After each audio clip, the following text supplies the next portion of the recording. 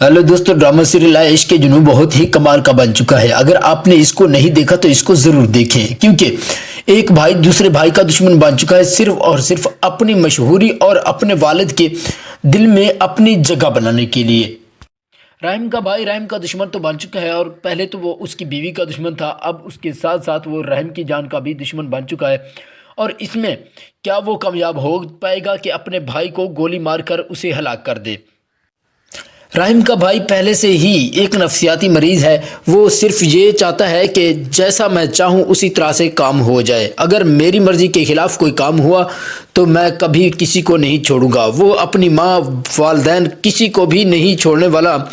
अब वो अपनी माँ के लाड प्यार की वजह से बिगड़ तो चुका है, लेकिन अब उसकी कोशिश है अपने बाप के दिल में जगह बनाऊं, जिसने मुझे पाला पोसा है। अब जो मुझसे नफ़रत करता था उसके दिल में जगह बनाऊंगा तो मेरी घर में इज़्ज़त होगी। तो उसके लिए वो उनकी कंपनी को हायर कर लेता है, उस कंपनी में चला जाता है और उस अपना अच्छे तरीके से काम करना शुरू कर देता है। उसे मालूम होता है कि उसका जो प्रोजेक्ट है वो बंद पड़े हैं, जहाँ पर उनकी ज़्यादा इन्वेस्टमेंट है।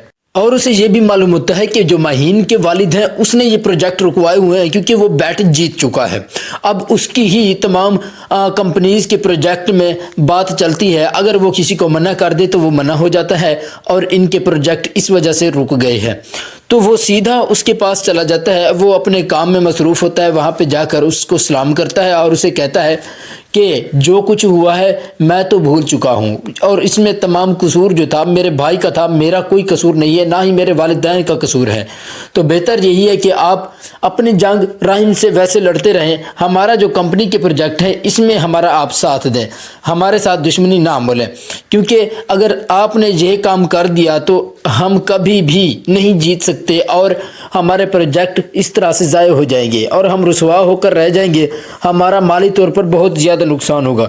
जब माहीन का जो अबू है वो उसकी बात सुनता है तो वो कहता है कि हमने पहले ये बात गलत सोच रखी थी कि जो रहीम है उसने ही ये तमाम कुछ किया था और मेरी बेटी को धोखा दिया, लेकिन अब हमारी आंखों से पर्दा हट चुका है।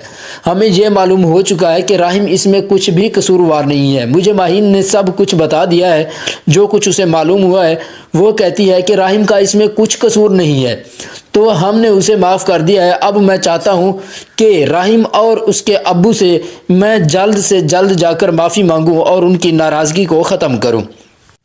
और वो जब ये बात करता है तो इसी दौरान जो रहीम का भाई है वो कहता है कि अगर आप नाराज़गी को दूर करना चाहते हैं तो हमारे 2 प्रोजेक्ट पास करवा दें, हम आपके एहसानमंद रहेंगे। तो उसी दौरान वो कॉल करता है और उनके प्रोजेक्ट फिर से बहाल हो जाते हैं। इधर से एमन अपने घर आती है, क्योंकि एमन का जो ससुर है वो उसे कहता है कि तुम थक चुकी हो, अब अपने घर चली जाओ, वहाँ पे रेस्ट कर लो।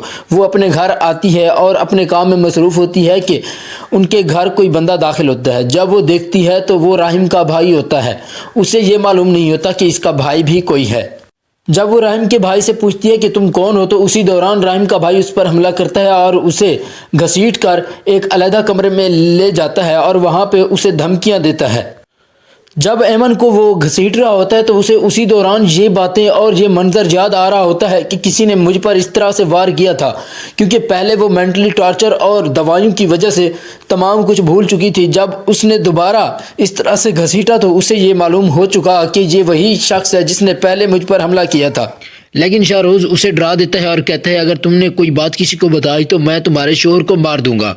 एमन बेचारी डर के मारे किसी को नहीं बताती, लेकिन इधर से शाहरोज़ अपने वालिद को उन प्रोजेक्ट के बारे में बताता है और दिखाता है कि तमाम कुछ उनको वैसे मिल गया है जैसे उनका पहले का पहले था, और उनके दोनों प्रोजेक्ट जो है वो बहाल हो चुके हैं। तो उसका वालिद कहता है कि रहीम जो है वो अगर अभी ठीक हो जाता तो वो कितना खुश होता, यही बात उसकी कहनी थी।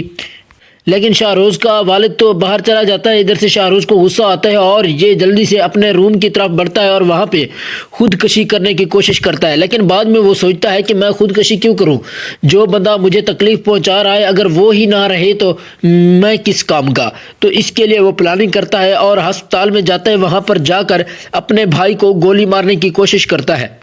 راہیم کو گولی مارنے کے بعد دوبارہ اپنے گھر آتا ہے اور اپنی ماں کو تمام حقیقت بتاتا ہے کہ میں اپنی پریشانی مکمل طور پر ختم کر کے آیا ہوں، میں نے اپنے بھائی کو مار دیا ہے، اب مجھے کسی چیز کا ڈر اور خوف نہیں ہے۔ ادھر سے تمام لوگ بہت زیادہ پریشان ہوتے ہیں کیونکہ راہیم کو دوبارہ گولی لگ گئی ہوتی ہے۔ تو دوستو، راہیم کے والد